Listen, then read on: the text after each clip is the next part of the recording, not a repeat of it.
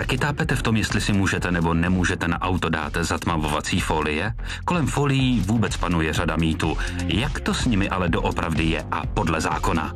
Při výběru autofolií je velice důležité si vybrat renomovanou firmu, která vlastní veškerá osvědčení a certifikáty.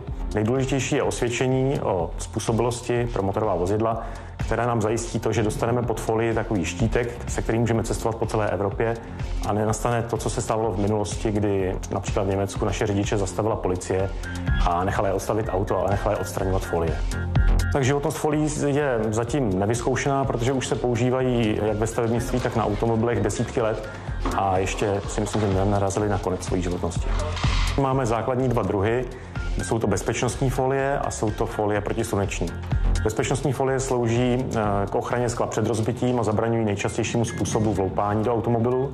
Bezpečnostní folii je možno lepit na boční skla automobilů, není možné ji lepit na přední a zadní sklo, které jsou považovány za únikové cesty. Protisluneční folie potom chrání proti sluníčku, proti nadměrnému horku v létě, proti zvědavým pohledům. Instalujeme je na boční a zadní sklo automobilu. Od ramen řidiče dozadu mohou být jakékoliv folie, které jsou schváleny a homologovány, a od ramen řidiče dopředu na bočních sklech mohou být folie, které propustí minimálně 70% světla.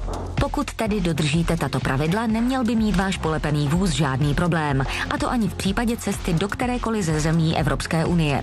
Lepení folií není věc jednoduchá a vyžaduje řadu zkušeností. Pokud ji ale dělá parta šikovných lidí, zvládne se polep běžného osobního vozu zhruba za 3 hodiny. Folie se instalují na sklo a potom to sklo je možné udržovat tak, jako jsme udržovali sklo, jenom se nesmí čistit nějakými ostrými kovovými předměty.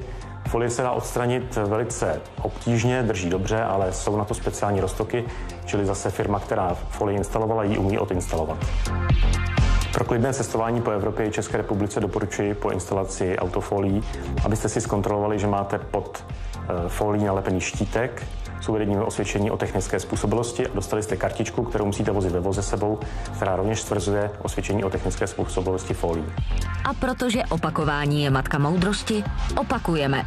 Bezpečnostní čirá folie se nesmí lepit na čelní a zadní sklo automobilu. Ty se považují za nouzový východ.